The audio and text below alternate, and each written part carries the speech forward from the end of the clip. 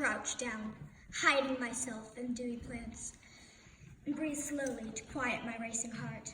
The cold morning fog created a misty veil covering the forest. I could make out the silhouette of my target, a great stag. I knew him well. Steam billowed up from his nostrils as he examined small berries on a nearby bush. I stealthily pulled an arrow from my quiver, trying not to make a sound. I placed my arrow with great care, set my position, and held my breath. Swoosh! My arrow pierced the silence and cut through the fog. The great stag took 2 wobbled steps and then kneeled just before lying down, as to give himself to me. I am a huntress. I belong to 2 worlds. I am both from this earth and another realm. My father is Zeus, the god of the azure sky, a roaring thunder, king of the gods.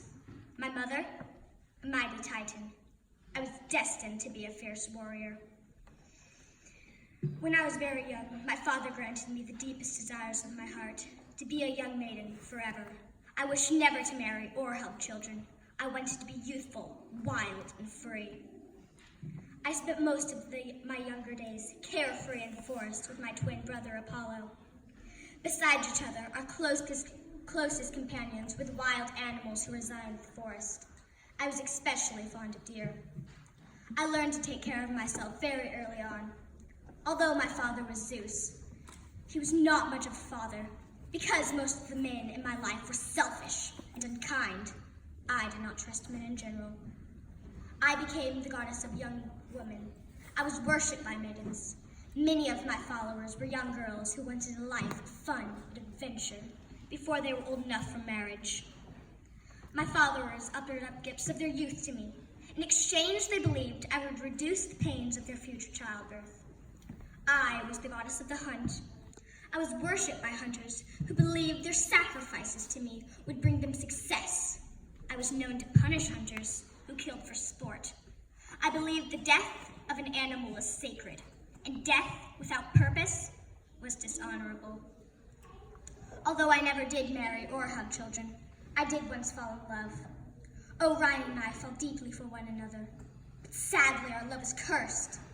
And just as our love was beginning, Orion was killed. After his death, I set him into the heavens as a beloved reminder, a constellation I could gaze upon every night. My followers built a magnificent temple to honor me. Surrounding the temple was a breathtaking 360-degree view of the city of Ephesus. My temple had over 127 gleaming white marble columns, each ornately carved by hand. People traveled from faraway lands to come visit my temple. I have set eyes on the wall of lofty Babylon, on which there is a road for chariots, and the statue of Zeus by Alpheus, and the hanging gardens, and the colossus of the sun, and the huge labor of the high pyramids, and the vast tomb of Mausolus. But when I saw the house of the goddess that mounted to the clouds, those other marvels lost their brilliancy, and I said, lo, apart from Olympus, the sun never looked on aught so grand. These were the words of Antipater of Sidon, a Greek poet, 58 AD. If you gaze upon the night sky, you can see my beloved Orion always hunting, and my beautiful silvery moon illuminating the darkness. The constellations tell stories of my ancestors.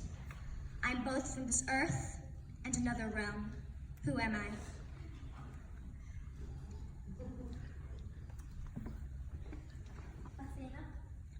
No.